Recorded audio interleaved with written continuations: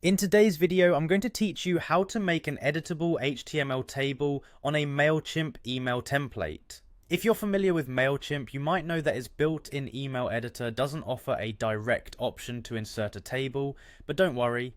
I'm here to guide you through a simple method that bypasses this limitation using HTML code, which works for all templates within Mailchimp. To get started, you'll need to log into your Mailchimp account. Once you're logged in, head over to the navigation bar on the left and click on Campaigns, then select All Campaigns. This will bring you to a page where you can see all of your active and past campaigns. From here, locate the email campaign you want to add the table to.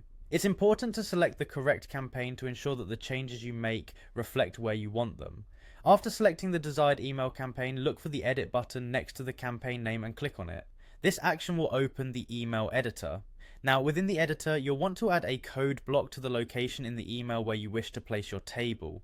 The code block is a handy tool for inserting HTML directly into your email template, giving you control over how the table will look. Next, let's add the table code. I've crafted a simple table layout that you can easily modify to suit your content needs. All you need to do is paste the following HTML code into the code block. Header 1, header 2, header 3, row 1, col 1, row 1, col 2, row 1, col 3, row 2, col 1, row 2, col 2, row 2, col 3. This basic HTML structure will generate a table with 3 columns and 2 rows of data under the headers. The table has borders specified by the border attribute and additional space within cells using cell padding. The cell spacing attribute defines the space between individual cells. The border collapse style ensures that the borders between adjacent cells collapse into a single border line, giving the table a clean appearance.